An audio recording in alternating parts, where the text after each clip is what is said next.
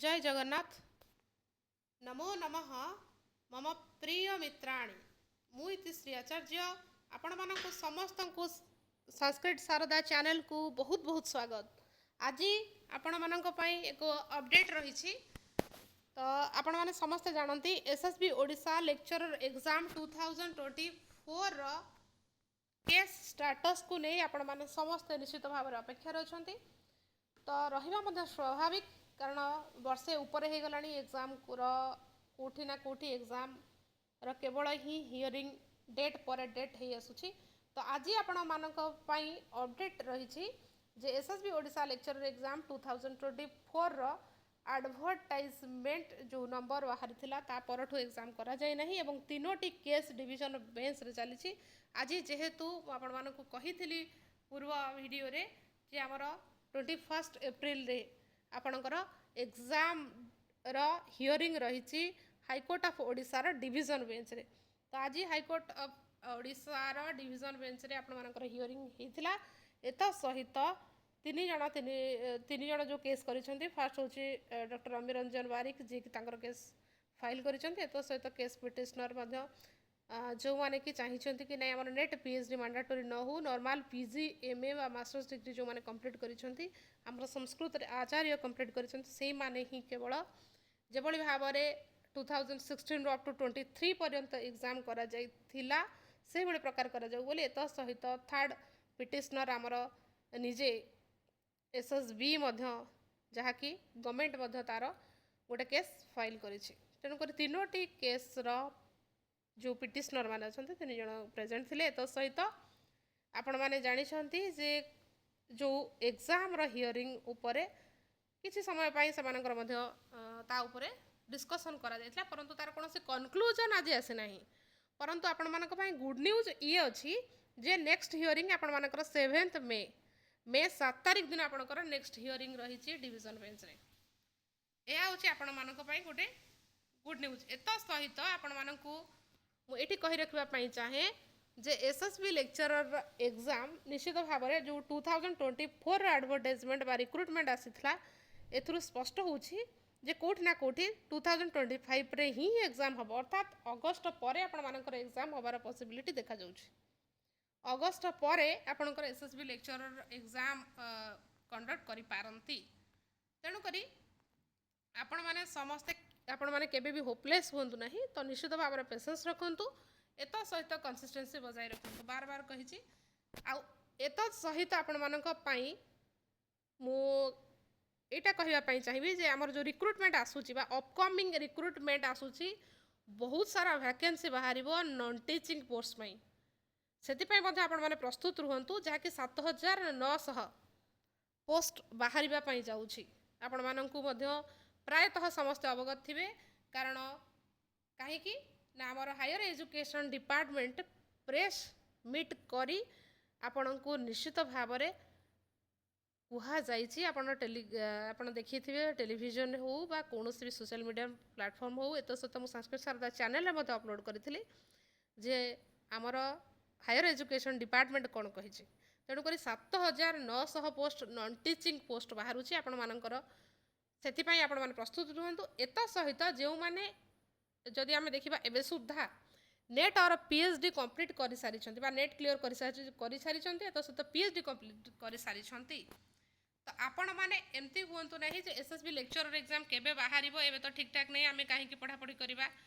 जो मैंने डिमोटिवेट होती मुझे कही रखुची जे आपण मानक मध्यरु जो मानकर ऑलरेडी नेट क्लीयर हो सारी पीएचडी कंप्लीट हो सारी तो आपणकर असिस्टेंट प्रोफेसर रो बहुत सारा वैकेंसी अर्थात 1300 रु अधिक वैकेंसी खूब जल्दी बाहर आपण मानकर रिक्रुटमेंट जदि आपणकर नेट क्लीयर अच्छी बा आपण माने जेआरएफ क्लीयर करिसेंती बा पीएचडी कंप्लीट करिसेंती देन यूनिवर्सिटी मानकर आपणकर खूब जल्दी मध्ये तार अपकमिंग रिक्रुटमेंट आसूची 1300 रु अधिक पोस्ट दिया जिवो सेति पई प्रस्तुत रुहंतु। एत सहित थर्ड पॉइंट रे मु रिक्वेस्ट करी जो माने कि हमर बीएड कंप्लीट कर सारी बा पीजी विथ बीएड अच्छी से मानकर मध्य पीजीटी रो बहुत सारा वैकेंसी बाहरिया पई जाउछ सेति पई मध्य प्रस्तुत रुहंतु। तो एसएसबी लेक्चरर मध्य निश्चित भाव में एग्जाम हम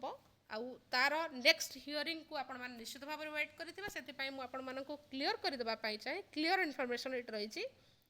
जे आपण मानकर 7/5/2025 7th मे रे आपणकर नेक्स्ट हियरिंग डिविजन बेंच रे रही छी एसएसबी लेक्चरर एग्जाम 2024 को नहीं तेणुक आपण मैंने कहीं भी व्यस्त हूँ ना व्यस्त होगी कौन से प्रकार जो मैंने भावुं कि एसएसबी लेक्चरर एग्जाम हम ना मुझे आपको क्लीयर करदेवाई चाहे एसएसबी लेक्चरर एग्जाम कहार पर्सनल प्रॉपर्टी नुहे जे से चाहिए एग्जाम को बंद करदे एसएसबी लेक्चरर एग्जाम पाई निजे गवर्नमेंट गोटे केस दाखल कर सी भी जन पिटिशनर एत सहित एसएसबी गोटे स्वतंत्र गोटे बोर्ड तो यह यूजीसी अंडर रे आसु नाही